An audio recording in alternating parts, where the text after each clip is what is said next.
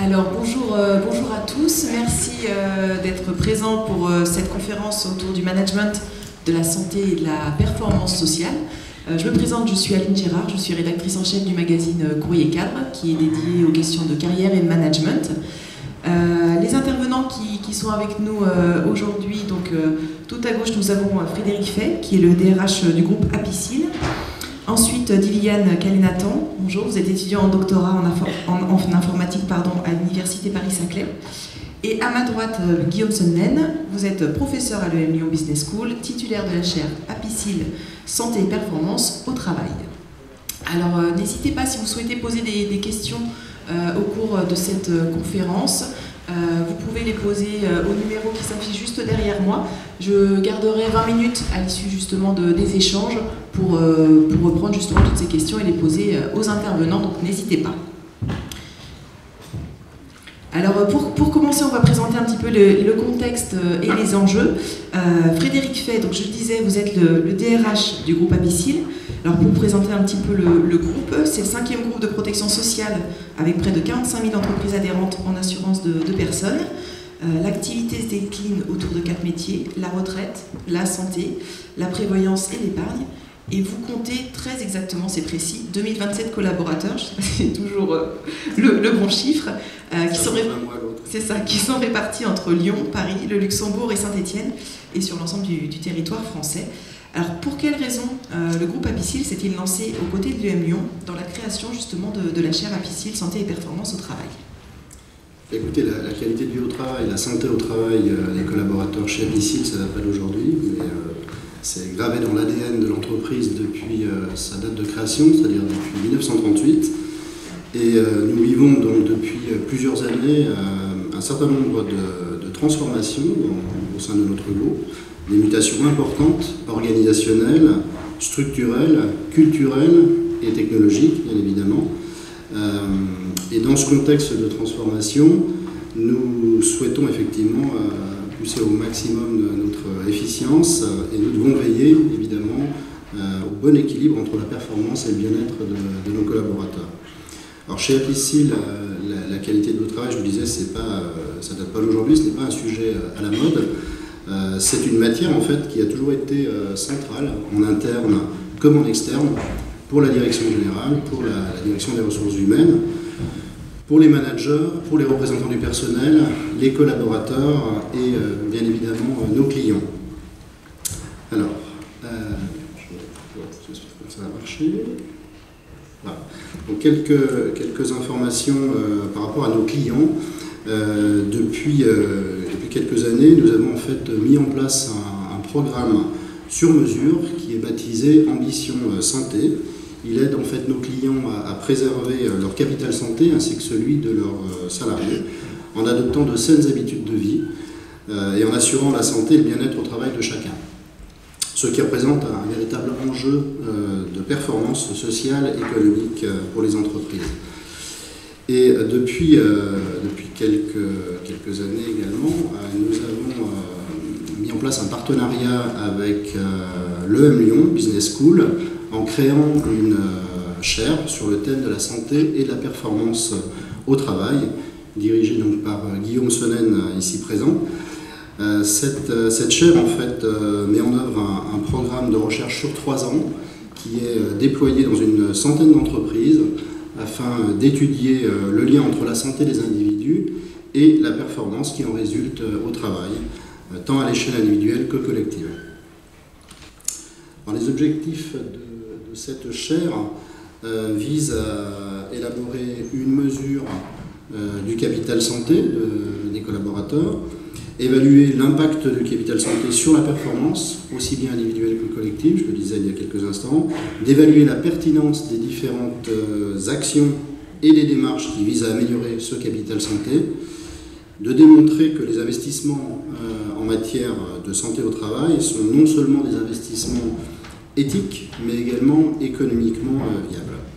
Donc, ces investissements en matière de santé au travail peuvent consister à la fois à promouvoir des comportements individuels salutaires, tels que l'activité physique, l'équilibre alimentaire, le respect des règles de sécurité, et j'en passe, d'améliorer les conditions de travail, à limiter les risques et réduire les facteurs de stress, ce qu'on appelle des stresseurs, à transformer le contenu du travail lui-même, par exemple le télétravail qui est très, très à la mode. Chez Apicil, effectivement, nous favorisons de plus en plus le télétravail et la responsabilisation évidemment des collaborateurs à travers l'autonomie entre autres et des modes de travail collaboratifs.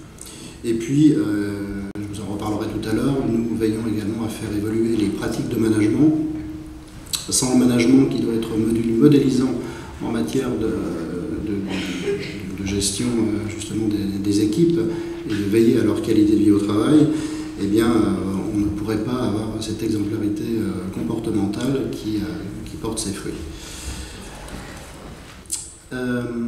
En interne, je vous le disais, donc là je vous ai surtout parlé de la chaire, puisque c'est l'objectif aussi de cette conférence. En interne, je reviendrai tout à l'heure sur les nombreuses actions qu'on a pu mettre en place et que l'on continue bien sûr à développer. On applique bien évidemment ce programme d'ambition santé à nos collaborateurs et bien au-delà, puisqu'on a l'habitude de concevoir en fait en mode lab au sein de l'entreprise un certain nombre d'expérimentations, de solutions que l'on expérimente donc en interne avant de les proposer à nos clients.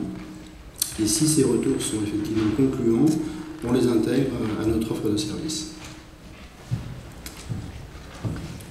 Merci beaucoup. Ça fonctionne. Donc Guillaume Sonnen, on a parlé justement de l'EM Lyon à l'instant. Vous êtes professeur à l'EM Lyon Business School, comme je disais tout à l'heure. C'est vous qui vous occupez, on va dire, de la chaire Apicil santé et performance au travail. Quels enjeux finalement derrière la question de la santé au travail? Pourquoi est-ce si primordial?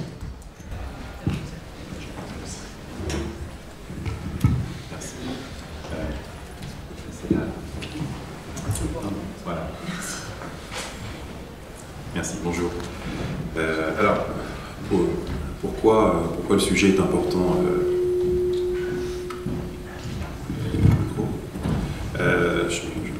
on va prendre quelques images pour l'illustrer. Par exemple, imaginez que malheureusement, vous devez subir une opération chirurgicale. Est-ce que vous avez envie que le chirurgien et les infirmiers qui s'occupent de vous soient fatigués lorsqu'ils opèrent sur vous, et qui baillent un petit peu, qui soient pas très agiles avec leurs mouvements? Évidemment non. Alors, deuxième exemple, et si c'est un pompier, un soldat du feu qui est en intervention pour éteindre un incendie, est-ce que de la même manière il n'est pas impératif que cette personne soit au maximum de ses capacités? Parce qu'imaginez que s'il arrive essoufflé en haut de la grande échelle, ça va pas très bien se passer. Il peut se mettre en danger lui-même, il peut mettre en danger ses collègues, et puis malheureusement il peut être moins efficace dans l'extinction de l'incendie, par exemple, qu'il a été chargé d'éteindre.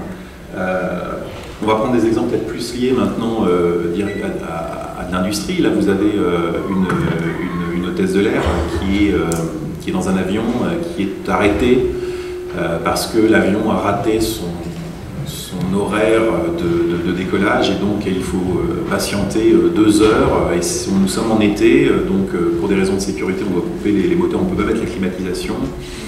Et la température est en train de monter dans l'avion. Imaginez, cette personne, elle doit absorber en fait la montée de l'énervement des passagers. Alors si elle-même déjà elle n'est pas en forme cette fois, même psychiquement, ça va être très difficile pour elle. Et puis dernier exemple que je prendrai, là vous avez des ingénieurs qui sont en train de vérifier l'intégrité, la sécurité d'un circuit électronique. Vous voyez, ça a l'air d'être quand même une tâche qui demande un maximum de concentration.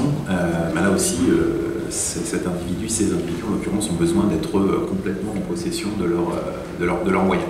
Donc l'enjeu de la santé au travail, il est très simple, hein, c'est pour se protéger soi, pour protéger ses collègues, et puis pour protéger ses clients, ses patients, etc.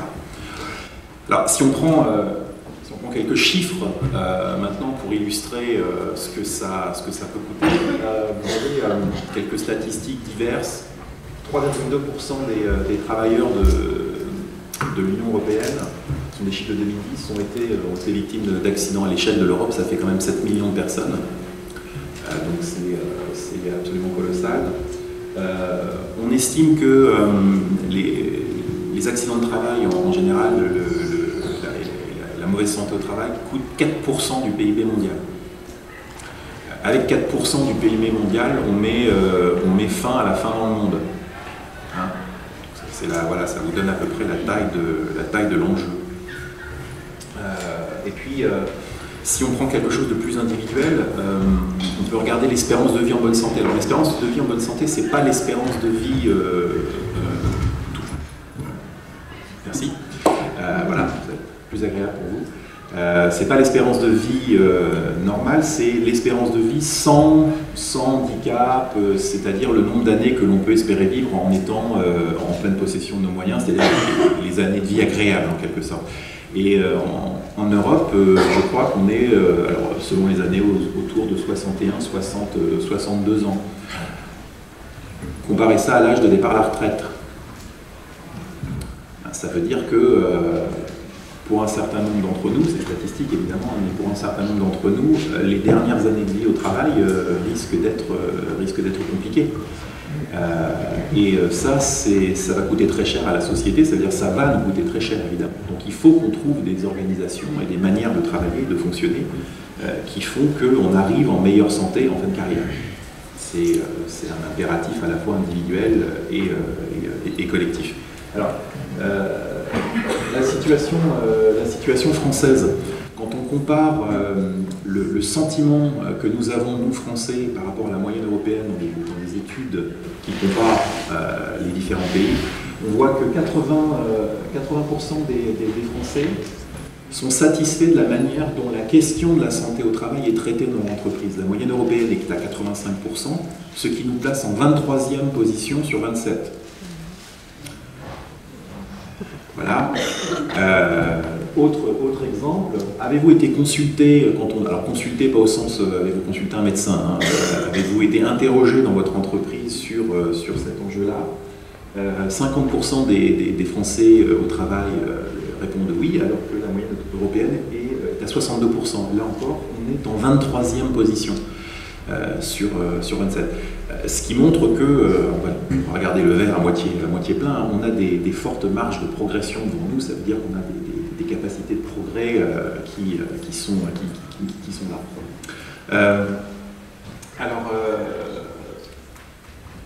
je vais regarder maintenant un petit peu sur... alors, est-ce qu'il y a des bénéfices un petit peu tangibles de ces actions santé au travail? Là, derrière moi, vous en avez un certain nombre. Vous avez des bénéfices d'image pour l'entreprise, évidemment. Quand on est jeune et qu'on va choisir la première entreprise dans laquelle on veut débuter sa carrière, on va plutôt être attiré par une entreprise qui présente un espace de travail, des modes de fonctionnement qui sont plus propices au développement individuel. Mais vous avez aussi des choses très importantes, hein, comme par exemple la prévention des disruptions. Ça, c'est tout simple, hein, c'est dès que vous êtes dans une industrie de process, quand vous avez un individu dans l'équipe qui est malade ou qui est absent, vous risquez des ruptures dans votre processus de production, ce qui peut avoir évidemment des conséquences financières relativement importantes, notamment si vous êtes une PME, hein, c'est-à-dire qu'il y a une plus grande fragilité de la petite entreprise par rapport à cet enjeu-là. Et puis peut-être pour terminer, je dirais qu'on a eu en France traditionnellement une approche sur le sujet qui a consisté à parler de manière majoritaire de RBS, les fameux risques psychosociaux. Et je pense qu'aujourd'hui, si on veut véritablement déployer la santé au travail de manière massive dans l'ensemble des entreprises, à la fois les grandes et les petites, on a besoin de dépasser ce langage et de parler de capital santé. Puisque le capital santé évoque une vision plus positive et plus progressiste de cette question. Et je pense, et je finirai par ça, que se préserver soi-même au travail, c'est important, notamment pour soi, mais aussi pour autrui. C'est-à-dire que c'est une chaîne de causalité. C'est-à-dire que quand vous n'êtes pas bien vous-même, vous êtes moins en capacité d'aider les gens autour de vous. Et donc vous voyez que se créent des climats dans lesquels ça va être difficile de travailler parce que les gens sont fatigués. Quand ils sont fatigués, ils sont moins disponibles pour les autres et ainsi de suite, et ça se propage. Donc on a intérêt à développer une attitude personnelle qui nous permet d'être bien au travail, ce qui va nous permettre d'aider les autres, ou au moins de ne pas être soi-même une source de stress pour les autres, parce que bien souvent, quand on parle d'un manager stressant, un manager stressant, c'est avant tout un manager stressé. Voilà. Merci beaucoup. Donc Diviane Kelena-Tambon, vous êtes étudiant en doctorat en informatique donc, à Paris-Saclay. Vos travaux portent justement sur la qualité de vie au travail. Est-ce que vous pouvez nous les présenter rapidement? Alors oui, merci pour l'introduction. Donc, mes travaux s'intègrent dans le cadre du projet AMICAP, donc un projet en collaboration entre l'université Paris-Sud et la fabrique de l'industrie.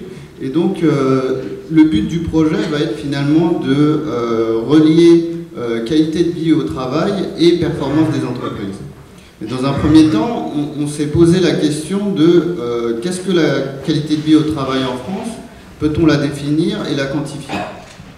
Donc ça, c'est ce qu'on a fait pour l'instant, et donc du coup on a sorti cette note que vous avez sûrement, qui s'appelle Portrait de travailleur. Donc au niveau des données, on s'est basé sur les données de la DARES, donc de l'enquête conditions de travail, donc une grosse base de données où 33 000 personnes ont répondu à 500 questions portant sur justement leur emploi, mais aussi leur ressenti dans l'emploi. Et donc du coup, nous avons divisé cette base de données en deux. Donc, premièrement, avec les questions objectives, telles que vos horaires de travail, votre salaire, etc. Et d'un autre côté, les questions un peu subjectives. Pensez-vous que vous êtes payé à votre juste valeur? Pensez-vous que vous êtes obligé de vous presser à votre travail, etc. Et ensuite, on cherche à retrouver des profils à travers toutes ces questions, donc en prenant toutes les questions en compte et non pas des sous-ensembles de questions, de retrouver des profils de gens qui répondent similairement à des questions. Et on a essayé de retrouver justement des profils et de mettre, on va dire, des étiquettes sur ces profils. Donc sur les questions objectives, on peut identifier 8 profils. Donc, notamment les CSP+, privés et publics, donc les cadres justement privés et publics, les indépendants donc, qui se démarquent justement parce qu'ils sont employés, ils s'emploient eux-mêmes et donc du coup ils répondent à des questions ils répondent aux questions vraiment différemment vu que la hiérarchie de l'entreprise n'existe pas pour eux. Mais il y a aussi des groupes qui apparaissent et qui sont assez intéressants à étudier, notamment le groupe des accidentés, qui sont notamment qui ont subi ou qui pensent avoir subi un accident au travail, et le groupe lié à l'immigration, donc qui se démarque justement par une mentalité un peu différente. Au niveau des profils subjectifs, donc on peut voir qu'il y a environ 15% des gens qui se considèrent heureux au travail. Donc ça fait vraiment pas beaucoup. Et en revanche, nous avons environ 20% qui se disent rien à signaler. Donc ce genre de personnes, c'est quoi? En étudiant un peu plus dans le détail ces gens, c'est finalement des gens qui se considèrent ni heureux ni malheureux au travail, et qui vont au travail justement parce qu'il faut aller au travail. Et donc ces gens-là ne prennent pas une grande satisfaction au travail, mais ne sont pas pour le coup malheureux au travail. Et pour le coup, les malheureux sont assez caractérisés notamment dans les tensions avec la hiérarchie ou les tensions avec les collègues. où justement ils souffrent justement de leur milieu de travail et du cadre au travail. Enfin, il y a ceux qui travaillent seuls et qui se considèrent justement délaissés un peu. Et nous avons ceux qui ont subi un changement au travail, donc ça peut être autant un changement qui a amélioré justement leur environnement de travail ou au contraire l'a dégradé. Donc une étude aussi assez intéressante, c'est essayer de voir comment se recroisent ces deux types de profils et donc de voir finalement qui sont les plus heureux et qui sont les plus malheureux. Et étonnamment, les cadres, que ce soit privé ou public, ne sont pas les plus heureux au travail. Et justement, les plus heureux, ça serait étonnamment les ouvriers ou ceux qui travaillent dans les services peu qualifiés. Donc ça, c'est un résultat qui nous a beaucoup surpris et qui peut être expliqué justement par la quantité de stress qui est un peu moins importante dans ce genre d'emploi, mais aussi par le fait que le bonheur au travail peut être différent et peut être qualifié différemment d'un secteur à l'autre. Ensuite, nous avons voulu voir l'impact justement de l'autonomie sur la qualité de vie au travail. Et donc nous avons nous avons créé un score, on va dire, d'autonomie, donc c'est celui en ordonnée. Et en abscisse, nous avons les différents groupes, donc si on est heureux, si on n'a rien à signaler, etc. Et on remarque que, bien sûr, les cadres ont une autonomie bien supérieure aux autres profils, mais qu'il y a une tendance, justement, qui se dégrade. Donc plus on est malheureux au travail, moins on est autonome. Mais pour le coup, les plus autonomes ne sont pas les plus heureux. Les plus autonomes sont ceux qui n'ont rien à signaler. Et ça, c'est quelque chose qui est intéressant. Est-ce que, justement, être autonome, c'est bien, mais pas trop? Donc voilà, merci. Merci beaucoup pour ces présentations qui posent bien les enjeux du sujet. Pour commencer, Guillaume Sonnen, investir dans la santé au travail, est-ce que c'est uniquement un impératif moral? Ou est-ce que vous considérez, parce que vous considérez, vous nous l'avez dit tout à l'heure, qu'il ne faut plus parler de risques psychosociaux, mais plutôt de capital santé? Alors, je ne dis pas qu'il ne faut pas parler de risques psychosociaux parce que... plus uniquement, on va dire. Plus uniquement de risques psychosociaux parce qu'il ne faudrait pas non plus penser que les enjeux de sécurité sont définitivement réglés dans les organisations. C'est pas le cas. On a encore des enjeux de sécurité dans certaines industries et la sécurité, ça doit être une attention permanente. C'est-à-dire que quand on regarde par exemple les accidents du travail dans des milieux complexes comme par exemple la chimie, les processus industriels, on s'aperçoit que ce qui est compliqué, c'est d'être vigilant tout le temps. C'est-à-dire que le problème de la vigilance, c'est qu'effectivement, si vous êtes fatigué ou si vous êtes, si c'est trop répétitif, d'une certaine manière, vous oubliez les bonnes pratiques et c'est à ce moment-là que les accidents arrivent. Donc, ce que je veux dire en proposant cette notion de capital santé, c'est que quand on parle de risque, on est forcément dans une approche défensive. C'est-à-dire qu'un risque, c'est quelque chose qu'on doit limiter. C'est le sens du mot en français. Voilà. On veut limiter les risques, on veut rarement augmenter les risques. Si on parle de capital santé, on a une vision tout de suite plus positive. Si on a un capital, on va vouloir l'augmenter, on va vouloir le faire fructifier, on va vouloir le protéger, on va vouloir le développer. Et si je continue la métaphore, on va vouloir investir dans ce capital. Donc, en tant que travailleur, on a intérêt à ce que la question de la santé soit abordée sous l'angle d'un capital à développer et à faire fructifier, et non pas seulement comme un risque qu'il s'agirait de limiter. Parce que, très concrètement, les sommes et les enjeux financiers qu'on va pouvoir y consacrer vont sans doute être plus importants et donc plus bénéfiques si on parle de capital plutôt que si on parle de... Donc c'est pas qu'une question de morale. Donc, il y a un intérêt derrière financier. Voilà, alors ça c'est le propos de la chaire justement à PICIL, c'est de démontrer, de quantifier le lien qu'il y a entre les investissements dans la santé au travail, la santé et le bien-être au travail, et la performance collective. Alors je parle bien de performance collective, hein, c'est-à-dire qu'il ne faut pas avoir peur de parler de performance. L'étude, on la déploie notamment dans des hôpitaux. La performance, c'est la qualité du soin. On la déploie dans des écoles. La performance collective dans une école, c'est la qualité de l'enseignement. Donc par performance, il ne faut pas uniquement concevoir la notion de performance financière. C'est un bénéfice pour toutes les personnes pour tous les clients, les étudiants, les patients, bref, toutes les personnes qui sont en rapport avec ces entreprises-là.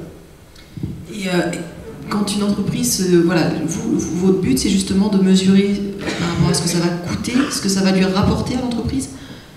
Alors, juste pour refaire un petit peu la genèse de ce projet, il y a de nombreuses entreprises qui font des choses très intéressantes sur la santé et le bien-être au travail, et ce depuis très longtemps.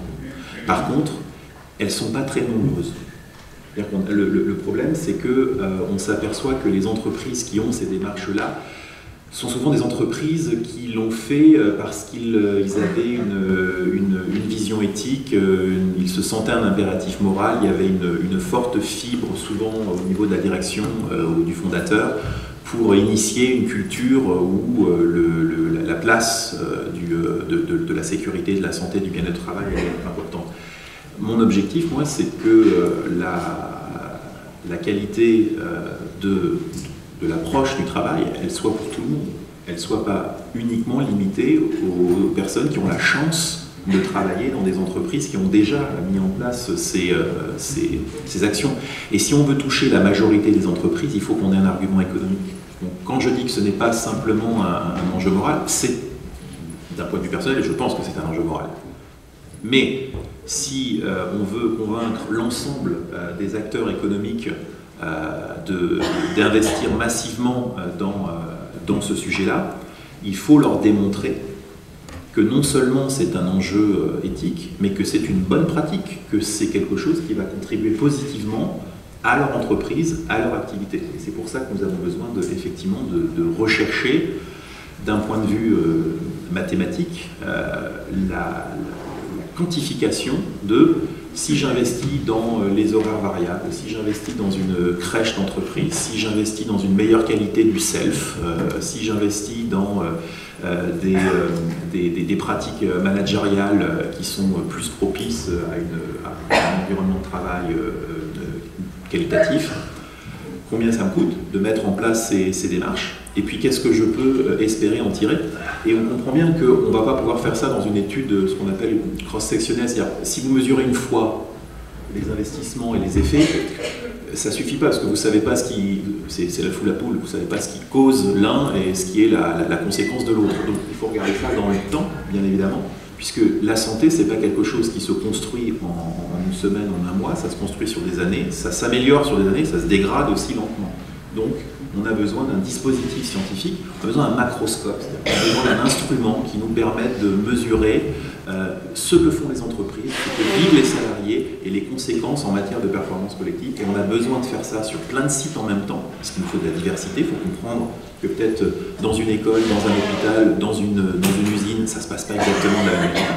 Et on a besoin de suivre ça dans le temps pour regarder, effectivement, pour arriver justement à la question de la causalité, c'est-à-dire arriver au final à dire eh bien, on pense qu'il vaut mieux commencer par investir dans la cantine, et puis ensuite peut-être investir dans une salle de repos, et puis peut-être après investir sur des pratiques managériales. Donc arriver à une qualité de conseil qui sera démontrée, qui permettra au plus grand nombre, y compris aux PME et aux ETI, d'investir dans ces pratiques-là avec la conscience qu'ils sont en train de faire quelque chose qui développe leur business. Alors justement, en attendant les études quantitatives et aux travaux de la chaire, Frédéric Fay, est-ce que vous avez déjà pu mesurer, on va dire de façon empirique un petit peu, l'impact du capital santé? Alors, pas exactement, c'est pour ça qu'on fait appel effectivement au service de la chaire. Et depuis pas mal d'années déjà, on a mis en place des mesures individuelles, pour mesurer justement cette qualité de vie au travail, et qui a un impact sur la performance globale de l'entreprise. Alors on a des convictions, c'est qu'effectivement il y a un lien entre l'ensemble des actions qu'on peut mettre en place pour favoriser le capital santé des collaborateurs, mais c'est justement l'objet de la mise en œuvre d'un protocole collectif qui va nous permettre de confirmer nos convictions et de pouvoir avancer de manière plus sereine et plus sûre avec d'autres entreprises. Alors justement, merci pour toutes les questions que je commence à recevoir. On les posera en fin de conférence. On va se garder peut-être même une demi-heure parce qu'il y en a déjà pas mal. Juste une que j'ai vue à l'instant et à laquelle vous pouvez peut-être déjà répondre. À quelle date on peut espérer les premiers résultats des travaux de la chaire? On a commencé le premier déploiement et on est aujourd'hui, là, depuis 15 jours, on récolte les premières données. Donc ce qu'on a essayé de faire, c'est... il y a une difficulté quand on fait des études de genre, c'est que vous voulez que les gens répondent, par exemple, on a un protocole de 3 ans, avec 2 mesures par an. Donc on veut que les gens répondent 6 fois sur 3 ans. Vous et moi, on sait bien que passer 20 minutes, 30 minutes à répondre à des questions, une fois à la limite, on peut bien le faire, mais une deuxième fois 6 mois plus tard, et puis une troisième fois 1 an plus tard, etc., c'est compliqué. Donc ce qu'on a fait, c'est qu'on a essayé de construire une application sur le web qui donne quelque chose aux personnes qui répondent aux questions. Et donc on a construit un petit outil qui vous permet en fait d'avoir une sorte de diagnostic sur tout un ensemble de choses qui contribuent à votre capital santé au travail. Donc vous avez quelque chose sur la nutrition, sur la qualité du sommeil, sur les temps de transport, sur la relation managériale, sur votre activité physique, votre indice de masse corporelle. Et on va avoir les premiers résultats de l'étude le 12 décembre. Donc les résultats, on les partage d'abord avec la vingtaine d'entreprises qui ont accepté de déployer le protocole dans à peu près 360 sites aujourd'hui. Et on s'est engagé à faire un rapport public qui sera disponible pour tout le monde. Probablement, le rapport sera prêt en mars. Alors ça peut paraître un peu long, mais il faut bien comprendre que quand vous voulez dire des choses sur la santé au travail, vous avez intérêt en fait à vérifier 2-3 fois que vos calculs sont corrects, parce que vous ne pouvez pas vous tromper, vous ne pouvez pas commencer à affirmer des choses et puis dire ah excusez-moi monsieur, j'ai dit que vous aviez un risque, je sais pas, par exemple, j'ai dit que vous étiez trop gros. Voilà, j'ai calculé votre indice de masse corporelle, mais et puis je vous mets dans la catégorie obèse. J'ai intérêt à être sûr que le calcul est bon avant de mettre ça dans un rapport sur une statistique. Voilà. Donc on a besoin d'un petit peu de temps, mais pour répondre à la question, le 12 décembre, on a les premiers résultats publiés sur le web et le rapport public mars 2018. Alors, on parle beaucoup de la santé des salariés en général. Est-ce que celle des équipes dirigeantes joue aussi un rôle? Je ne sais pas lequel de vous trois peut répondre à cette question. Écoutez, je vais vous donner mon témoignage, en tout cas notre perception chez Apicil. Pourquoi est-ce que ce serait une population à part? Les dirigeants, je crois que ce sont avant tout les collaborateurs de l'entreprise qui donnent beaucoup en termes de charge de travail, qui ont une charge de travail très importante et sur lequel on doit veiller effectivement à canaliser leur énergie et faire en sorte qu'ils soient modélisants pour leur équipe. Donc aujourd'hui on est rentré dans une nouvelle ère de gouvernance et de gestion justement des collaborateurs dans les entreprises. Et je crois qu'il faut veiller à ce que ces dirigeants favorisent l'autonomie des collaborateurs, l'esprit d'équipe, la prise d'initiative, l'agilité, enfin bon, un tas d'éléments dont on entend parler tous les jours. Mais il faut aussi veiller à ce que ces managers, ces dirigeants, ne pètent pas les plombs, je dirais, en cours de route. On sait très bien que c'est une population à risque en termes de burn-out. Et il faut veiller à ne pas qu'ils soient surinvestis non plus dans leur mission au quotidien. Sinon, effectivement, on est sur un effet un peu paradoxal entre ce que l'on recherche et puis et pousser les gens à prendre des risques aussi importants. Vous disiez tout à l'heure, les stresseurs sont souvent les stressés aussi, c'est ça? Viviane Calais-Nathan, pour les métiers au plus fort taux de bien-être, en tout cas ceux qui se disent les plus heureux, et inversement pour ceux qui sont les plus en souffrance, quels sont les traits communs que l'on retrouve en matière d'organisation, de management derrière ces métiers, derrière ces professions? Alors je dirais qu'il y a déjà 2 points. Donc le premier, ce serait au niveau de l'environnement de travail et de l'équipe, c'est les tensions. Donc déjà les tensions avec les collègues, mais on a remarqué à travers l'étude des données que c'est encore plus la tension avec la hiérarchie qui dégrade justement la qualité de vie au travail, et que les employés se sentent très mal justement si justement ils ont de la tension avec la hiérarchie. Et dans un deuxième point, ce serait plus un niveau individuel, donc non seulement l'autonomie, donc une bonne autonomie, mais aussi une valorisation de son travail et de la reconnaissance vis-à-vis de son travail. Donc ça, ces deux facteurs, on les a retrouvés à travers tous les profils que nous avons définis, et d'une manière assez constante. Avant que vous prépariez cette conférence, vous parliez des professions liées au milieu de la santé, qui sont très impactées justement par la souffrance au travail, alors que ce sont parfois justement des métiers dans lesquels les gens mettent beaucoup d'engagement. Qu'est-ce qui explique ça? Exactement. Finalement, on a remarqué que les emplois ayant un contact avec le public directement s'en sortaient assez bien, sauf pour ceux du domaine de la santé, où c'est finalement l'un des pires secteurs en termes de qualité de vie au travail, où il y a beaucoup de malheurs, justement, de dépression ou de burn-out, qui peut être lié justement au fait que les employés ne sont plus autonomes, justement les professionnels de la santé ont une tâche unique et ne suivent plus justement leurs patients, mais aussi justement la dégradation de l'environnement de travail avec l'explosion, on va dire, des spécialisations qui justement dégradent justement cette qualité de vie au travail. Ajouter quelque chose? Si je peux ajouter quelque chose, donc l'étude que nous menons dans le cadre de la chaire est notamment déployée dans un ensemble d'hôpitaux qui sont des hôpitaux psychiatriques. Il faut savoir, alors je ne sais pas si vous le savez, mais en termes d'accidentologie au travail, le métier de la psychiatrie est encore plus dangereux que des métiers comme la chimie ou le bâtiment. Parce que dans un hôpital psychiatrique, vous allez combiner tous les risques que vous avez dans un hôpital classique. Donc vous pouvez attraper des maladies, vous voyez des gens qui sont malades, hein, c'est pas un environnement extrêmement sympathique, hein. Et en plus vous avez un danger puisque vous êtes avec des gens qui parfois ont des pathologies mentales compliquées, hein. Par exemple, peut-être que vous êtes chargé de soigner des gens qui sont pyromanes.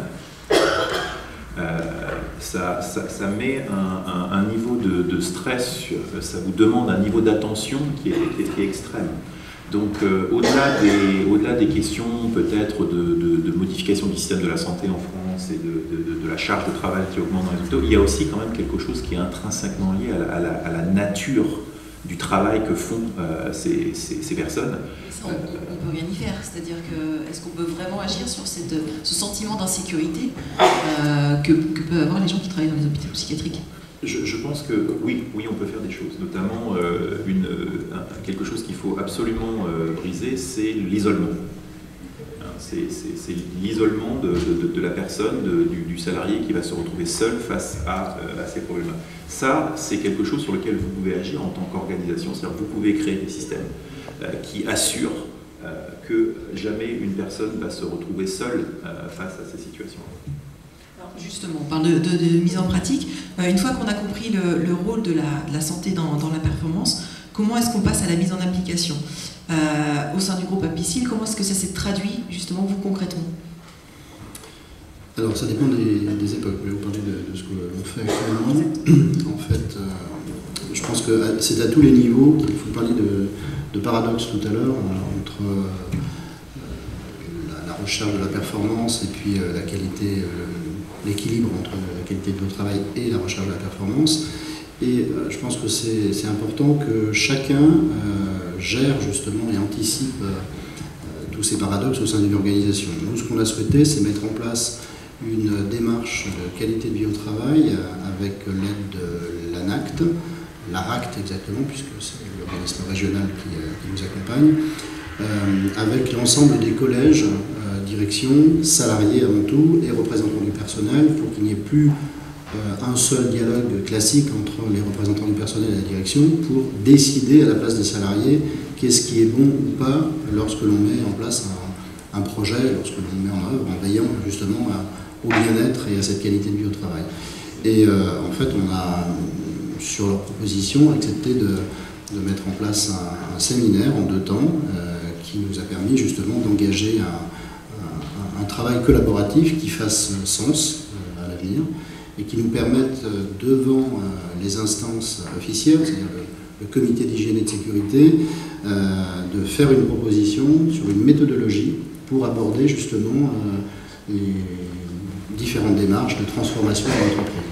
Voilà, en intégrant justement, en ayant le souci de réfléchir au préalable sur d'un point de vue qualité de vie au travail. Et quand vous vous lancez dans ce type de projet, est-ce que vous êtes confronté à des freins? Est-ce qu'il y a des barrières, je ne sais pas, il y a toujours des d'encadrement ou des salariés eux-mêmes? Bien sûr. Mais bon, justement, la vie dans l'entreprise, le management justement de tous ces projets un peu innovants, on doit faire face à justement des croyances très fortes. Et je pense que c'est important, c'est d'expérimenter avant de juger et de dire on va pas y arriver. D'autres y parviennent. Et vous parlez de croyances très fortes, c'est quoi par exemple? Vous savez, les croyances chez chacun, c'est lié parfois aux difficultés d'amorcer le changement, de croire en une transformation d'entreprise qui va forcément vous impacter dans votre organisation du travail, mais forcément dans vos habitudes de travail, et donc impacter forcément vos habitudes, votre bien-être peut-être. Et notre objectif, c'est justement de favoriser cette transformation en expliquant à chacun qu'il y a des opportunités à saisir en termes de bien-être, justement, et favorisant une meilleure organisation. Au sein du groupe Apicil, vous êtes un gros groupe. Vous avez une collaboratrice en charge de la QVT? Oui, absolument. Moi, j'ai pris mes fonctions il y a un peu plus d'1 an. Et lorsque j'ai restructuré la direction des ressources humaines, je souhaitais lui donner une dimension un peu différente, puisqu'on parlait depuis longtemps déjà de cette qualité de vie au travail. Et je pense que c'est important de réfléchir à un angle un peu différent. On a beaucoup parlé de la gestion prévisionnelle des emplois et des compétences pendant des années. On s'est souvent caché derrière des processus techniques ou administratifs pour essayer justement d'anticiper les situations.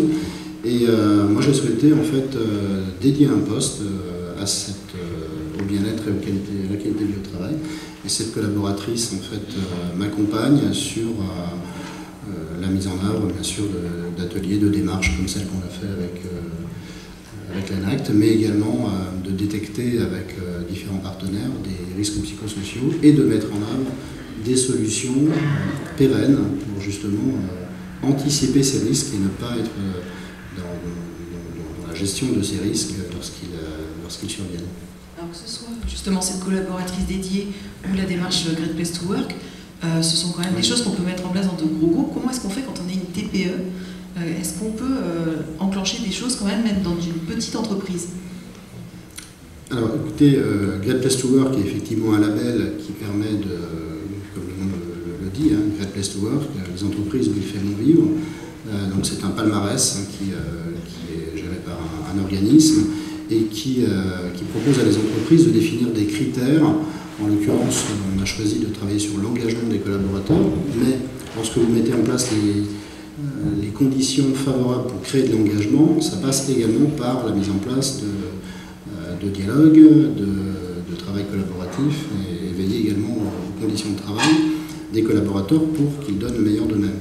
Et c'est vrai que dans ces entreprises qui se lancent dans ce type de label, il y a de nombreuses PME, ETI, il n'y a pas que des grands groupes. Nous, on est effectivement une entreprise de taille intermédiaire, déjà conséquente en volume, mais voilà, il y a encore du chemin à faire pour parvenir à une certaine amélioration, même si on a le sentiment d'avoir fait déjà beaucoup de choses et d'être sur la région et au niveau national une entreprise assez modélisante quand même dans ce domaine, puisque ça fait partie même de notre activité. Mais oui, beaucoup de grosses entreprises devraient prendre modèle aussi sur des entreprises plus petites, qui ont des circuits de communication plus courts. Plutôt mieux dans une petite entreprise ou dans un grand groupe? Est-ce qu'on a des chiffres là-dessus? Il y a effectivement depuis peu de temps des études qui ont été faites sur les indépendants ou sur les petites entreprises qu'on connaissait moins bien, hein, puisqu'ils n'étaient pas dans le régime de sécurité sociale centrale, et donc de ce fait, toute la statistique publique ne s'appliquait pas, par exemple, chez les artisans. Il y avait beaucoup moins de connaissances sur la santé des artisans qu'on peut en avoir sur la santé des salariés. Les études récentes montrent que on a une image qui est très diverse, c'est-à-dire qu'on ne peut pas répondre de manière simple à cette question. Quand on prend la population des artisans, des personnes qui dirigent leur propre petite entreprise, qui ont un salarié, voire 0 salarié, alors c'est des millions de personnes en France, hein, c'est pas un épiphénomène, c'est quelque chose de très important. Ce que l'on trouve dans nos démarches, c'est qu'il y a un poids très important du succès économique. C'est-à-dire que quand vous êtes un artisan, vous finissez le mois et vous avez fait un bon mois, vous avez le sentiment, vous avez l'impression que tout va bien, y compris votre santé. Et à l'inverse, quand vous avez un mois qui ne se passe pas bien en termes de trésorerie, hein, là c'est des choses tout simples, quand votre banquier vous appelle pour vous dire que vous êtes à découvert, là tout d'un coup, tous les voyants passent au rouge. Donc on a déjà une espèce de fragilité dans la toute petite entreprise. Et il y a aussi un sentiment de responsabilité qui est plus fort, c'est que quand vous êtes le patron d'une petite structure, si vous tombez malade, en fait c'est votre entreprise qui est malade. Ce qui fait que dans les études que nous avons menées, par exemple, on avait fait l'hypothèse que, par exemple, que les artisans allaient moins chez le médecin. Parce qu'on pensait que les gens nous disaient « moi j'ai pas le temps d'aller chez le docteur ». Alors on s'est aperçu en fait que c'est faux. Ils y vont plus.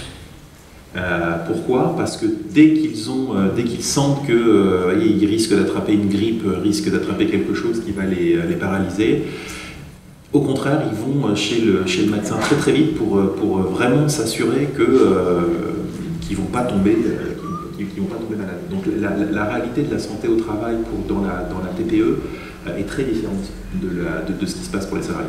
C'est quelque chose que vous avez pu constater dans l'étude aussi? Oui, justement, c'est un groupe le groupe justement des indépendants et de ceux qui ont des très petites entreprises. C'est un groupe qui est apparu dans justement les données de la DARES, où on a eu justement 10% des gens qui ont été classifiés comme justement travailleurs seuls ou indépendants.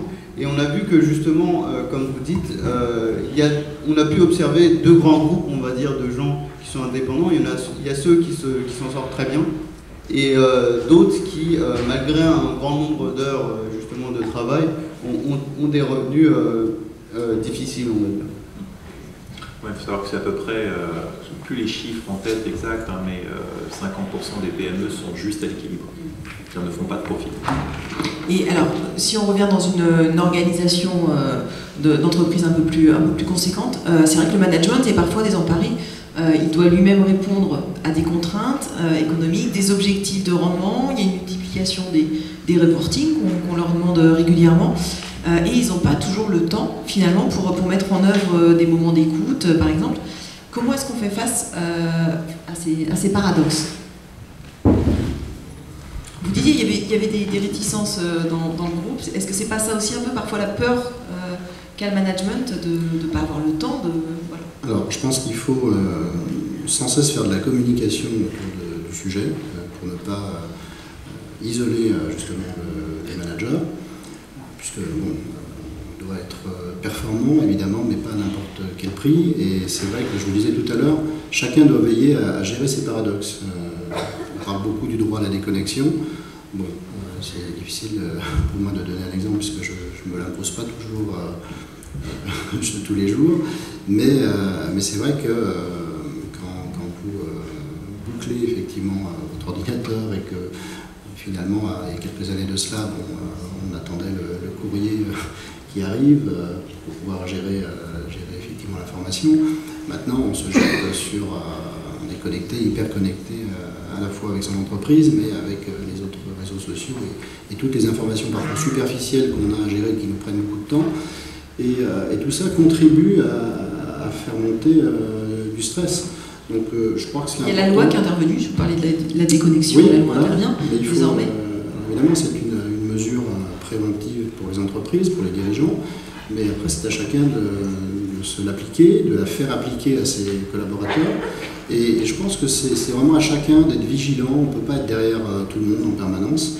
On doit communiquer en permanence sur les risques psychosociaux, sur les dérives possibles d'un surinvestissement qui peut être fatal sur certains collaborateurs et particulièrement sur des managers investis. Mais le monde économique va de plus en plus vite, justement on en parlait, les organisations doivent être de plus en plus agiles. Comment est-ce qu'on reste en mouvement sans générer davantage de stress et de souffrance au travail? Peut-être pour rebondir sur ce qui vient dit et noter pour encore faire la distinction avec le monde de la PME et le monde de la grande entreprise, ce que le travail représente pour la santé, il ne faut pas oublier qu'on est en meilleure santé quand on est au travail que quand on n'en a pas. Je pense qu'il faut rappeler cet élément-là. Les gens au chômage sont généralement en moins bonne santé. C'est quoi là? C'est des questions financières ou c'est des questions morales? Alors, en France, même si ça peut choquer de dire ça, en réalité quand même, on a quand même un système de santé dans lequel le poids de la variable économique est relativement faible comparé à beaucoup d'autres pays. C'est-à-dire que le fait, par exemple, d'être au chômage, en France, ne vous empêche pas d'aller chez le docteur.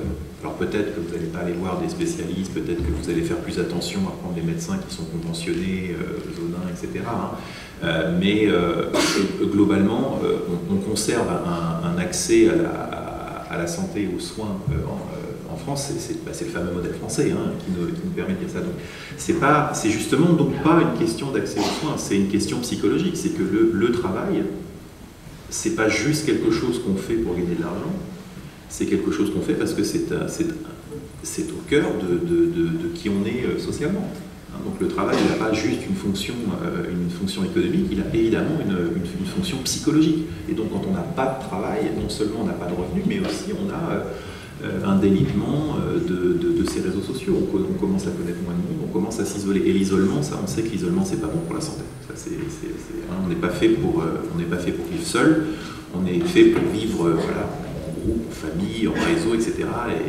Et donc, être au chômage, c'est se couper d'une sphère.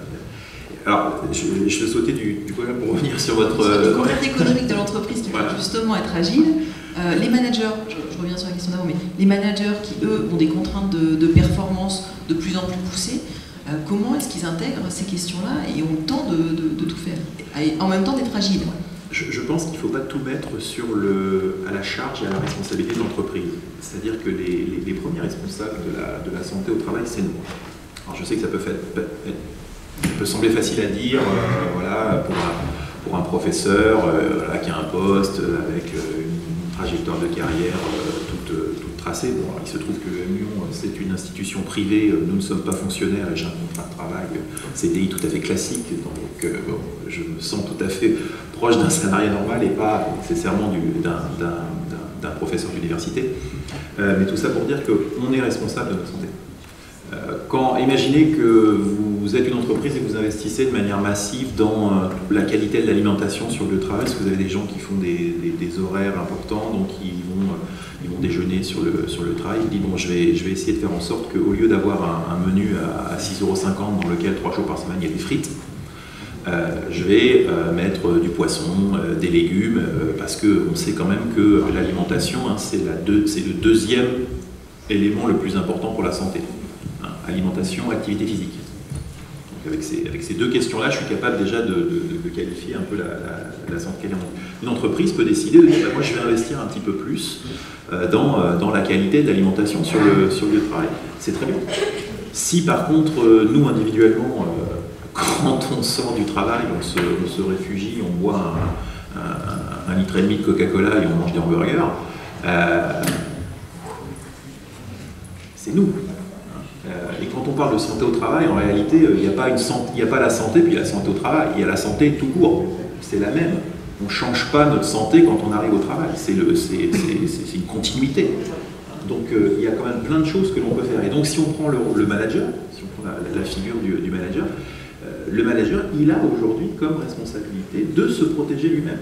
Et c'est quelque chose qu'on doit enseigner justement dans les écoles, que ce soit les écoles d'ingénieurs, que ce soit les écoles de communication, les écoles techniques, dans les BTS, etc. On doit faire prendre conscience aux jeunes que quand ils rentrent dans l'univers du travail, leur capital santé, c'est leur. Et que par conséquent, il faut aussi à un moment peut-être avoir un petit peu de courage et collectivement refuser certaines manières de faire dont on sait qu'à terme, elles vont se retourner contre nous. Alors, on parlait aussi de la question du dialogue. Finalement, libérer la parole sur tous ces sujets, ça peut également faire peur, parler du stress, remettre en cause la charge de travail, peut-être. Ça peut effrayer les entreprises, justement, qui craignent quelque part d'ouvrir la boîte de Pandore. Qu'est-ce qu'on peut leur dire à ces entreprises ? Pardon, j'ai pas entendu. Les entreprises qui craignent d'ouvrir la boîte de Pandore en libérant la parole sur la question du stress et de la charge de travail, qui pourrait être mise en cause. Écoutez, je crois qu'il est quand même prouvé que les entreprises qui ne libèrent pas cette parole et qui ne donnent pas aux salariés l'opportunité de s'exprimer, c'est les entreprises qui ont le plus de risques. Si vous donnez l'opportunité aux collaborateurs de parler d'un sujet réel avec de réels risques, justement, vous libérez les tensions et vous donnez l'opportunité de partager ensemble ce sujet, mettre en place des plans d'action pour justement assurer une prévention et ne pas subir une situation qui pourrait être grave pour l'entreprise et bien sûr pour les collaborateurs. Alors, on parle beaucoup d'entreprises libérées aujourd'hui, c'est un sujet qui est quand même extrêmement dans l'air du temps. La clé du bien-être réside peut-être dans plus d'autonomie. Justement, comme je disais tout à l'heure, l'autonomie c'est bien mais pas trop. Alors c'est quoi ça ? On a remarqué justement à travers notre étude que une bonne autonomie donc, est toujours bien, mais que ceux qui ont le plus d'autonomie se sentent isolés. Et en fait, c'est aussi lié à un manque de cadre et des objectifs assez vagues. Et justement, ces gens-là, finalement, n'ont pas une idée assez précise de leurs objectifs. Et ils commencent à avoir peur, justement, d'avoir un manque de résultats, justement. Et donc, du coup, ils se sentent finalement isolés. L'autonomie, c'est aussi être tout seul dans l'inconnu, en fait. C'est ça. Pour certains, c'est un peu ça. Et pour d'autres, c'est de pouvoir faire ce qu'on veut, mais avoir des règles précises, des consignes précises et des objectifs précis. Donc il faut quand même avoir des objectifs. Vous en pensez quoi tous les deux de l'entreprise libérée ? Je crois effectivement qu'avant de donner, de compter uniquement sur l'autonomie, l'agilité des collaborateurs et je dirais la prise d'initiative qu'on laisse aux collaborateurs de plus en plus d'ailleurs, je crois qu'il y a des fondamentaux quand même dans toute entreprise, dans toute organisation qui effectivement des collaborateurs, c'est d'établir une stratégie claire et de la communiquer avec une certaine vision compréhensive à ses collaborateurs. Et que cette vision se traduise ensuite par des objectifs que les collaborateurs s'approprient avec les moyens qui vont avec. Évidemment, si c'est la règle classique dans toutes les entreprises, vous avez toujours des collaborateurs qui disent « mais j'ai des objectifs qui sont irréalisables parce que je n'ai pas les moyens pour y parvenir ». Donc, si on ne donne pas les moyens, comment est-ce qu'on peut effectivement... les moyens, c'est tout simplement un objectif clair. Mais la réalité du terrain, c'est souvent des entreprises qui considèrent que les objectifs sont atteignables. Et le salarié en question qui va me dire qu'ils ne sont pas comment on trouve le compromis. Un objectif, vous savez que dans les entreprises, l'entreprise, on dit que l'objectif doit être SMART, hein, spécifique, mesurable, atteignable, réalisable en temps. Eh bien, il doit être mesurable surtout. Et si vous êtes capable de le mesurer, vous êtes capable de fixer un objectif qui soit effectivement entendable par collaborateur, qui ne génère pas du stress, puisque vous allez l'accompagner dans la mise en place de cet objectif. Et ça paraît une évidence. Enfin, moi, pas plus chez Abyssile qu'ailleurs, mais dans différentes entreprises dans lesquelles j'ai travaillé, ça a toujours été une véritable problématique. Et je crois que si on apprenait déjà aux managers et aux collaborateurs de comprendre ce qu'est un objectif et de bâtir ensemble, on ne générerait pas autant de stress au travail, d'incompréhension. Ça me paraît pas si compliqué que ça. Après, effectivement, il faut que chacun ait conscience que si l'objectif n'est pas compris et qu'il n'est pas décliné d'une stratégie officielle, il n'a rien à faire, effectivement, dans le débat. Voilà. Il est improductif. Et vous, est-ce que vous considérez qu'on est prêt pour l'entreprise libérée? Est-ce que les salariés sont prêts pour l'entreprise libérée? Non. Comme ça, c'est clair. Pour quelle raison? Le terme d'entreprise libérée, à titre personnel, me dérange sur pas mal d'aspects. Alors déjà, je vous invite à vous poser une question en tant que client. Est-ce que vous êtes prêt à être client des entreprises libérées? Ça dépend comment elles sont libérées. On va prendre des exemples concrets. Une entreprise libérée, c'est donc une entreprise où on va accorder une grande liberté, enfin je pense que c'est comme ça que je comprends, en tout cas une grande liberté à l'individu, et on va se libérer d'un certain nombre de contraintes, et on va repositionner le salarié au cœur de son dispositif. La limite de ça, je pense tout simplement, ça s'appelle la concurrence. C'est-à-dire que si j'ai fait une réservation pour un petit week-end en amoureux et que j'arrive et que les personnes qui gèrent l'hôtel me disent on se sentait pas très bon, on se sentait pas notre maximum, on se sentait pas capable de vraiment délivrer une bonne qualité de service ce week-end, donc en fait on vous accueille pas ce week-end. Ils sont complètement libérés, hein, moi par contre en tant que client, je me dis c'est étonnant. Donc, je ne sais pas, par exemple, quand on regarde des formes d'entreprises qui par nature sont beaucoup plus libérées parce qu'elles gèrent la contrainte très différemment. Vous prenez Airbnb, hein, tout le monde sait ce que c'est Airbnb, donc c'est un réseau. Et donc ça a des propriétés d'entreprises libérées. Pourquoi? Parce que tous les acteurs sont individuels, il n'y a pas de hiérarchie, chacun propose son bien, vous avez une plateforme qui administre les flux financiers, donc vous êtes, vous êtes presque dans l'idéal d'une entreprise libérée, il n'y a pas de hiérarchie dans Airbnb. Airbnb, vous faites une réservation, vous êtes susceptible de voir votre réservation révoquée à tout moment. Donc, oui, on le sait. Et pourquoi on prend le risque du coup de faire quand même Airbnb? Parce que c'est moins cher. Voilà. On l'accepte. Donc, si on le repose dans l'entreprise, et oui, mais on peut le faire dans l'hôtellerie, mais est-ce qu'on peut le faire dans l'enseignement? Est-ce qu'on peut le faire à l'hôpital? Est-ce qu'on peut le faire quand on produit des voitures? Est-ce qu'on peut le... Voilà, la question de... Quand on a un engagement collectif, la question de l'entreprise libérée, elle est à mon avis très compliquée. Alors, encore une fois, hein, elle réside sur l'intelligence, on va dire, des équipes qui sont capables de se rendre compte que pour la performance de l'entreprise, il faut aller plutôt dans tel ou tel sens et qui ne sont pas là uniquement pour leur petit confort, on va dire. Qui pensent quand même à l'intérêt collectif de l'entreprise. L'idéal, comme tout idéal, il est extrêmement sympathique. Se dire, si on pouvait tous être dans des entreprises libérées. Par contre, votre question, c'était est-ce qu'on est prêt aujourd'hui, est-ce qu'on sait faire des entreprises libérées qui sont pérennes économiquement? Le sentiment que j'ai aujourd'hui, c'est qu'on n'est pas encore prêt. On a un chemin à faire qui me semble assez long avant d'arriver à... Parce qu'encore une fois, est-ce que vous pouvez être une entreprise libérée uniquement si vous êtes l'entreprise ultra performante qui est dominante dans son secteur et qui du coup a suffisamment de moyens? Est-ce qu'on est en train de parler d'une solution, encore une fois, élitiste qui va consister à avoir quelques entreprises libérées dont tout le monde va parler, Ou est-ce qu'on a un enjeu sociétal qui est de dire non, la santé au travail et le bien-être au travail, c'est pas juste pour les 5% d'entreprises libérées, c'est pour l'ensemble des salariés français. Et donc je ne pense pas que l'entreprise libérée, en tant que telle, c'est une très bonne chose, hein, que je ne vais pas mal interpréter mes propos, mais est-ce que c'est la solution pour assurer en masse la qualité de vie au travail? La réponse pour moi aujourd'hui est non. Est-ce que vous êtes d'accord avec ce point de vue?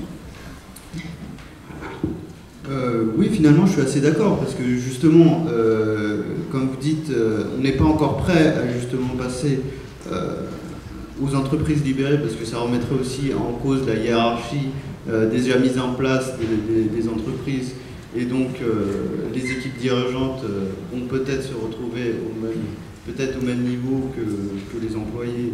Je ne sais pas s'ils seraient adaptés, ils seraient d'accord pour ce type de changement, mais aussi justement, comme vous dites, on a ces entreprises qui ont une très grande qualité de vie au travail et qui ont une très grande performance, et donc celles qui sont haut, du type les entreprises high-tech de type Google, qui sont connues pour justement avoir une très grande qualité de vie au travail, et de l'autre côté les entreprises qui ont du mal, qui sont moins performantes et qui ont une qualité de vie assez dégradée. Donc on voit ces deux groupes et on ne sait pas justement si la qualité de vie au travail justement cause la performance ou si c'est plutôt l'inverse. Si les entreprises qui sont performantes, en gros, remercient leurs employés en les libérant et en justement augmentant leur qualité de vie au travail. Je reviens, il y a une des remarques qui est faite là en direct, qui est justement, qui cite l'exemple de la Maïf, qui est passée au mode d'organisation de l'entreprise libérée et qui, comme le dit cette personne, n'a pas abandonné ses clients, mais au contraire augmenté significativement la satisfaction client. Donc finalement, est-ce que ça peut aussi marcher et fonctionner sans pour autant abandonner les clients? Moi je suis à la Maïf, je trouve ça génial. Comme entreprise. Est-ce que vous avez perçu le changement de mode de management?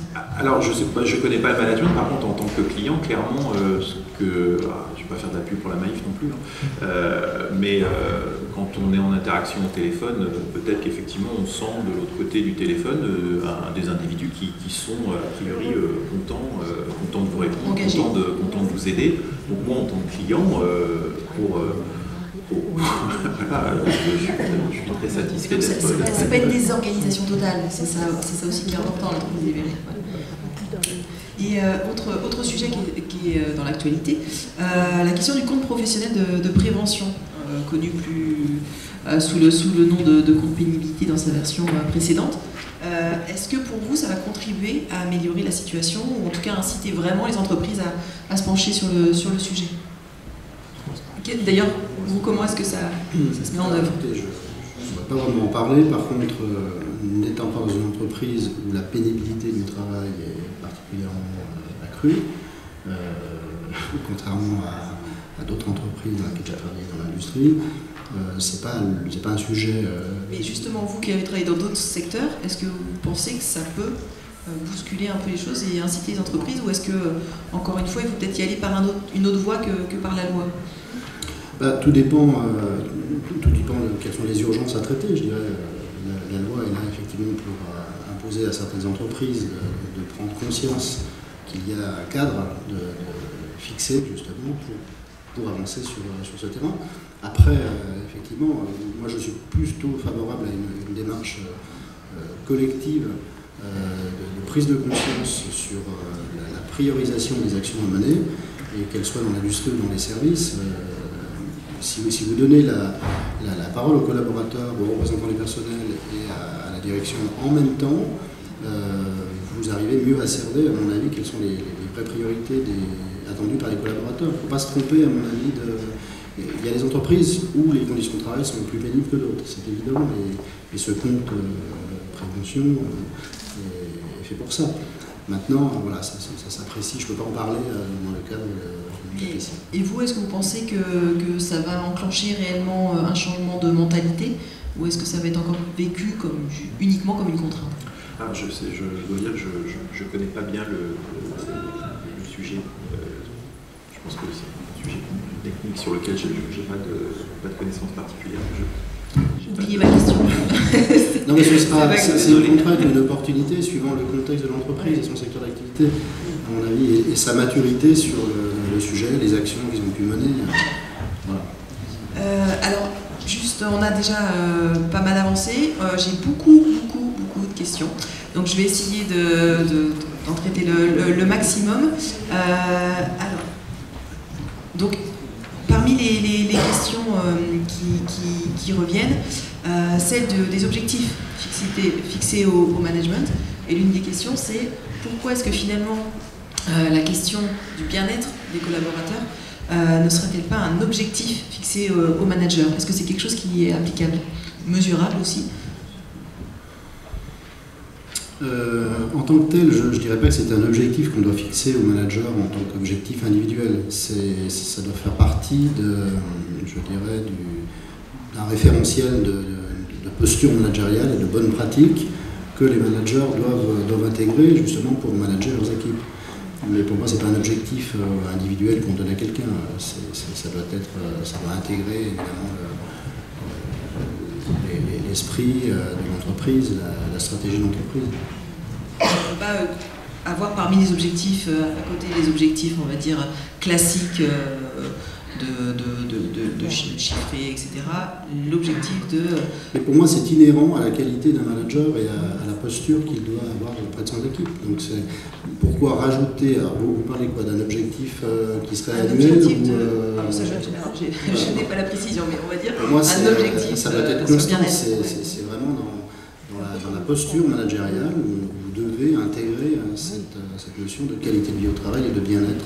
Voilà, suivant les entreprises, on n'a pas toujours le même vocabulaire, mais être attentionné à ses équipes, être plutôt un manager ressources, c'est-à-dire aux côtés de leurs équipes, plutôt que de faire le travail à leur place ou d'être parfois dans des injonctions paradoxales, parce que vous pouvez dire tout et son contraire parfois. Et je pense que c'est important de prendre du recul, d'observer comment ces équipes fonctionnent et de les accompagner au mieux en leur donnant les moyens d'atteindre leurs objectifs. Peut-être sur la question, est-ce qu'on peut donner des objectifs individuels? Encore une fois, l'objectif qu'on donne à quelqu'un, la personne doit être en mesure d'avoir une action dessus. Le bien-être, c'est quand même un sentiment subjectif. C'est quelque chose que l'on ressent et il n'est pas restreint à la sphère du travail. C'est-à-dire que si je veux mesurer mon bien-être au travail, comme la santé au travail et la santé tout court, c'est la même chose, mon bien-être au travail, il est quand même impacté par un ensemble de choses, par ma vie en général. Et donc moi je trouve que ça serait injuste que d'assigner à un individu un objectif sur le bien-être des personnes qui sont dans son équipe, parce que ça voudrait dire que cette personne a la capacité à elle seule ou à lui seul d'influencer de manière significative le bien-être des individus qui travaillent avec elle. Je trouve que ça serait pas raisonnable. Par contre, dire que dans l'évaluation des managers, on va prendre en compte la perception de la qualité de leur management telle qu'elle est perçue par leurs collaborateurs, ça bien sûr, c'est un objectif qui peut être chiffré et sur lequel le manager va avoir un impact. Mais la question du bien-être est encore pire, hein, celle du bonheur. Si on va pas, vous vous rendez compte, si on se met les objectifs quantifiés sur le bonheur des gens, c'est une très très mauvaise idée. Hein. Et alors, autre question, est-ce que la question des risques psychosociaux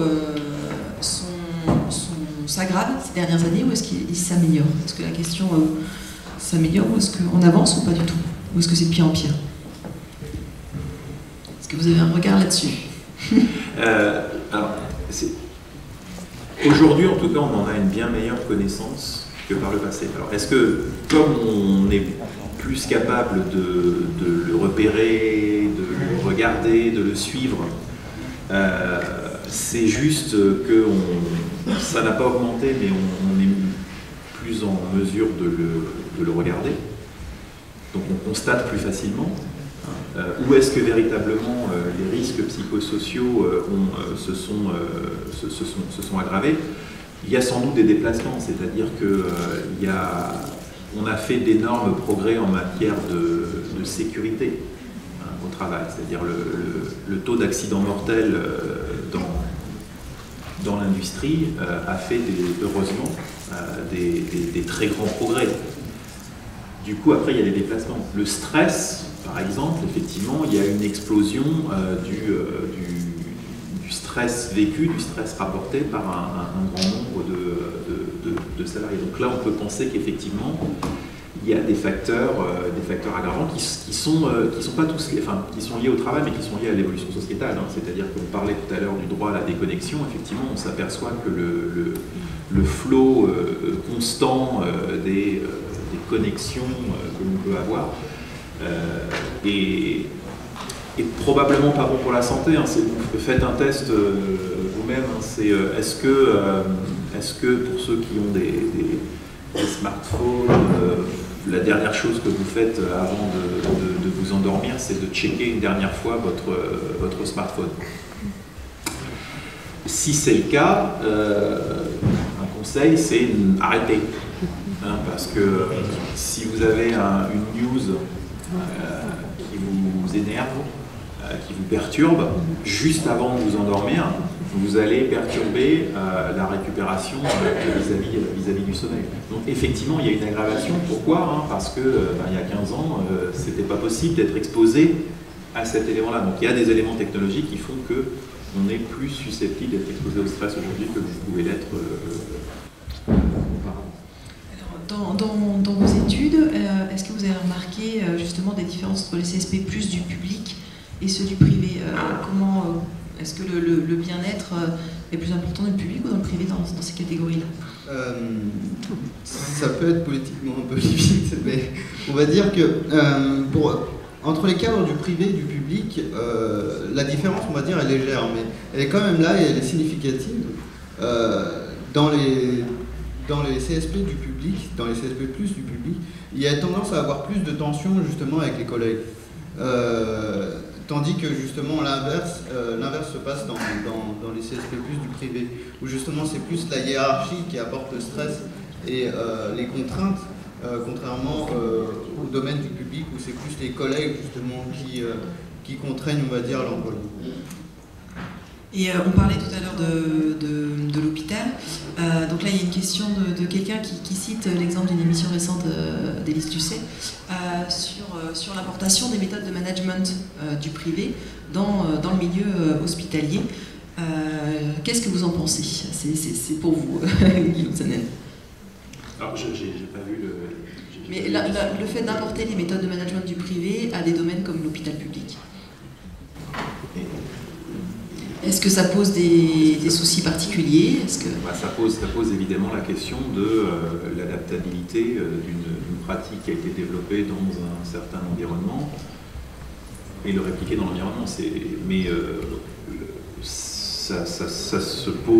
la question se pose quand on essaye de faire une méthode dite privée. Après, il faudrait définir ce qu'on appelle par une méthode venant du privé, hein, puisque si on prend un temps long et qu'on regarde le management et un certain nombre de pratiques de management, il faut se rendre compte qu'il y a tout un tas de pratiques de management qui en fait ont été inventées dans des structures publiques et qui ensuite se sont répandues dans les entreprises. Hein. C'est-à-dire que pendant la Seconde Guerre mondiale, il y a tout un tas de pratiques de management qui ont été élaborées, des pratiques dans les armées, et qui ensuite se sont déversées dans les entreprises américaines qui ont été formées après la Seconde Guerre mondiale et qui ont en fait importé du public tout un tas de pratiques dans le privé.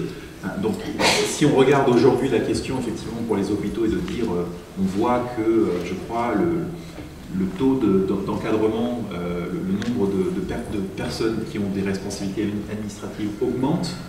alors que le nombre de personnes, de soignants n'augmente pas forcément, et du coup ça pose problème. Je ne suis pas un spécialiste de l'hôpital, donc je ne sais pas, je sais pas de quoi on parle exactement quand on dit méthode dite du privé dans l'hôpital public. Je suis désolé, mais je n'ai pas assez de précision pour répondre plus sur ça. Autre sujet, l'arrivée du Chief Happiness Officer dans les entreprises, grand sujet à la mode. Est-ce que c'est une bonne chose ou justement un effet de mode? Est-ce que vous en avez chez vous ou pas? Écoutez, je crois que ce n'est pas le titre qui changera grand-chose à l'organisation d'une entreprise. Moi, je m'appelle DRH, intitulé, et je suis aussi soucieux du bonheur. Du bonheur, peut-être pas, parce que je rejoins effectivement ce que disait Guillaume. Le bonheur d'un individu, c'est l'équilibre entre sa vie personnelle et sa vie professionnelle, je pense, entre autres, associative, etc. Mais je n'irai pas jusqu'à... Je pense que c'est un phénomène de mode, comme tout phénomène de mode qui accompagne une évolution sociétale. Peut-être que dans quelques années, voilà, les vocabulaires vont changer. Vous savez, quand on évoque des fois des termes de management, il y a quand même un effet de mode de parler d'un langage de tous les jours, d'employer un vocabulaire qui est très tendance et qui veut exactement dire la même chose qu'il y a quelques années.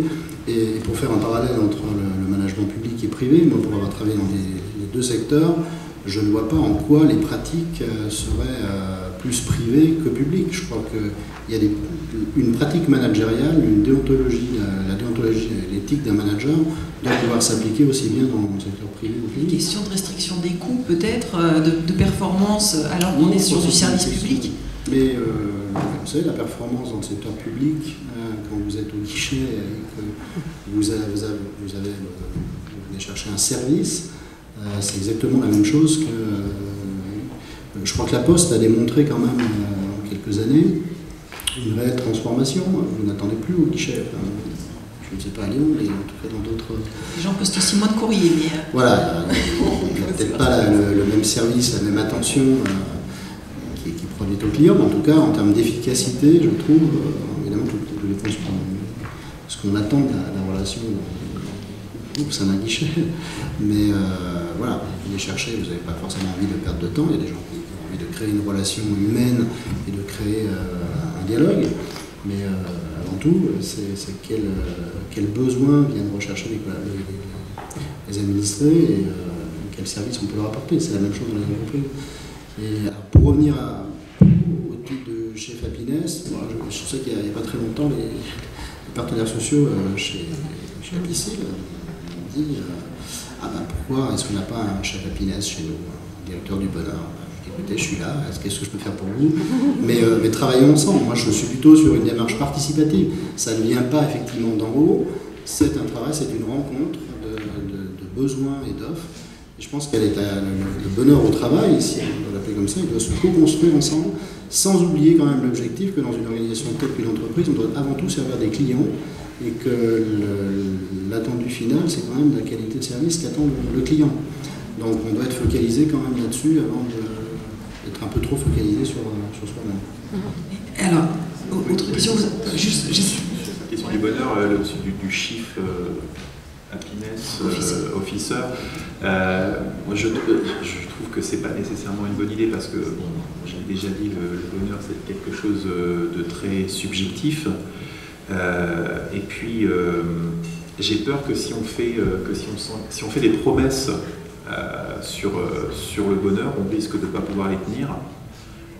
Et je pense qu'on peut, par ce biais, créer de nouveau du mécontentement, créer des déceptions.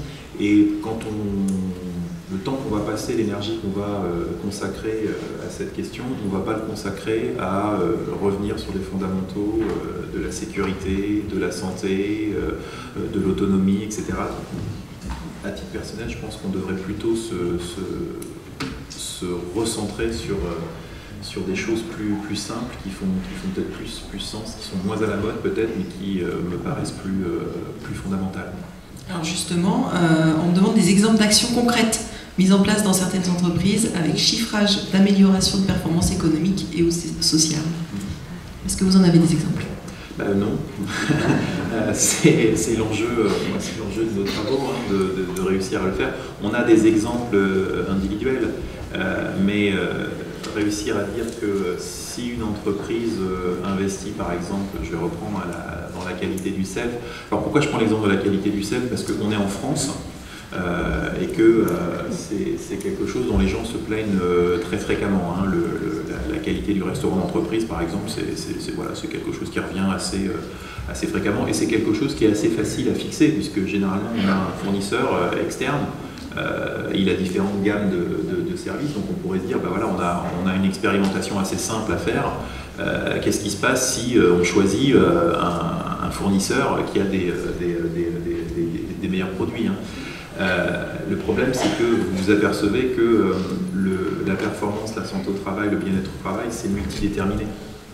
Donc vous allez jouer sur un critère et vous espérez que ce critère, à lui seul, produise un effet sur le bien-être. Or, on s'aperçoit que ça ne marche pas comme ça. Parce que le bien-être au travail, ça va être à la fois bien sûr des choses comme votre activité physique, la qualité de votre alimentation, la qualité de votre repos, etc.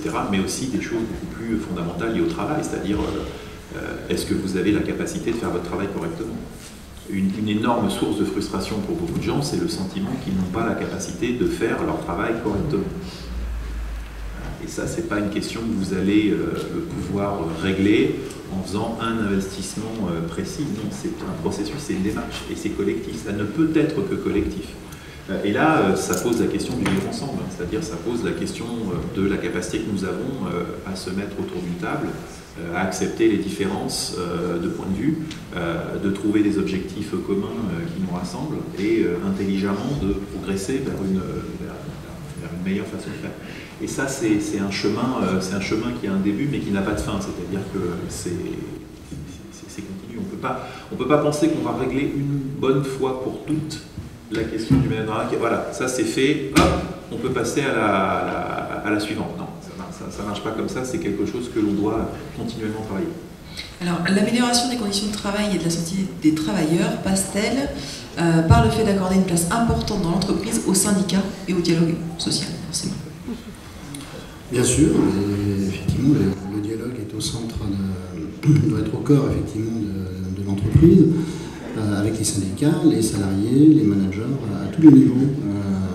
On a suffisamment de rendez-vous dans une entreprise, de par voilà, ce que nous impose la législation en France, d'opportunités de rencontrer, de discuter et de travailler avec les représentants du personnel, pour mettre en place des actions justement en faveur de la qualité du travail.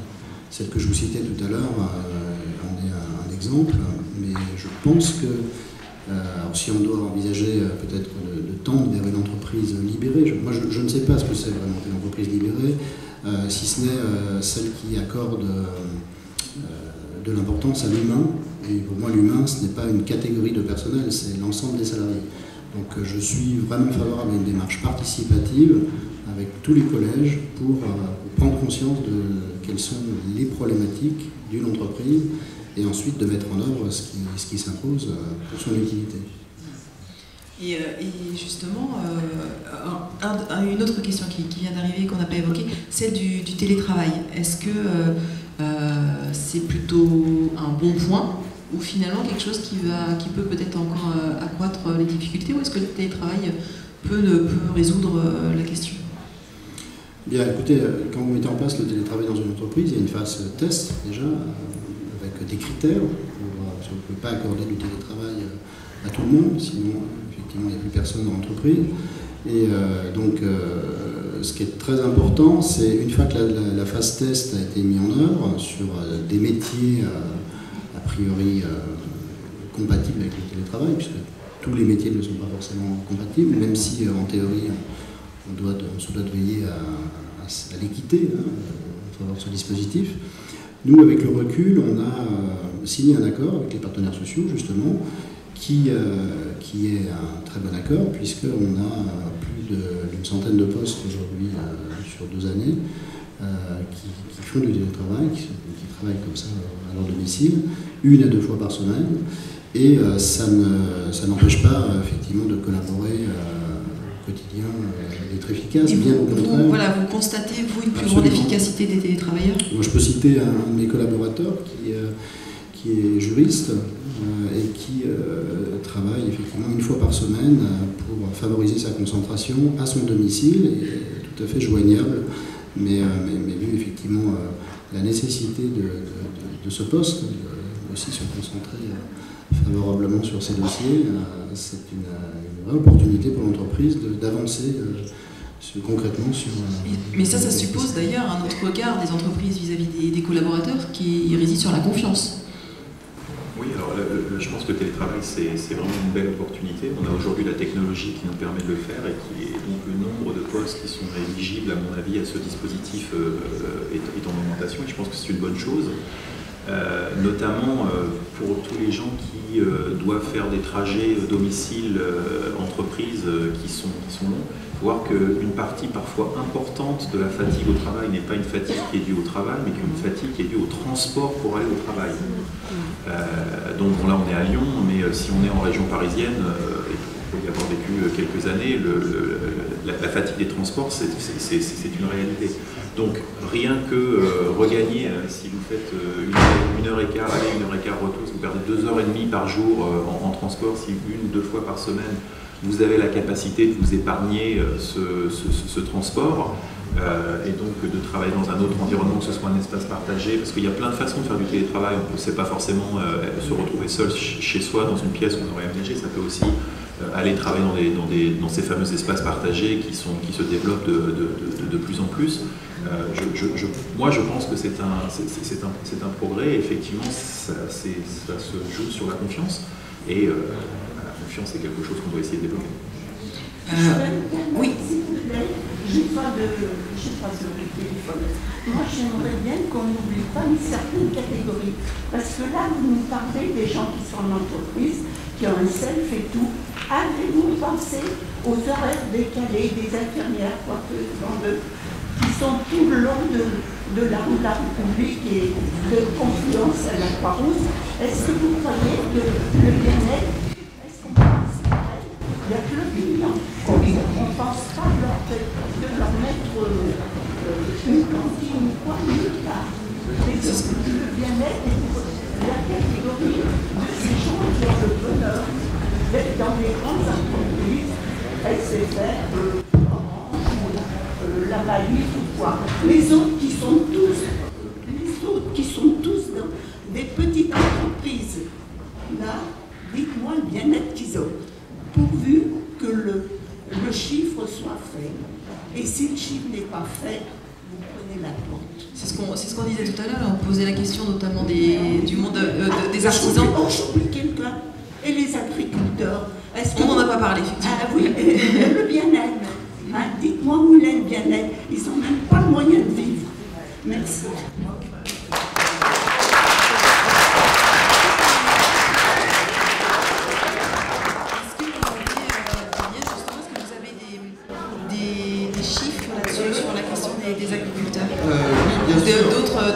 Justement, dans le groupe, on a identifié comme indépendants, justement, environ 15% des personnes de ce groupe étaient agriculteurs, justement, mais aussi producteurs, et justement des services peu qualifiés, justement, coiffeurs, etc. Des artisans constituent justement tout ce groupe et représentaient environ 10% des gens qui étaient dans justement toute la base de données des gens qui ont répondu. Et finalement, pour résumer un peu, c'était ces gens qui se considéraient comme heureux au travail. C'était parmi ceux qui se considéraient comme heureux. Malgré justement une charge de travail qui est très importante et très contraignante, étonnamment, c'est ce qu'on fait. Merci. De toute façon, je pense j'ai encore beaucoup de questions. Vous en avez posé énormément, mais on va dépasser l'horaire. Voilà, n'hésitez pas à venir nous voir sur scène. On est là pour répondre à vos questions si vous le souhaitez. Merci à tous d'être venus, et puis très bonne journée à tous.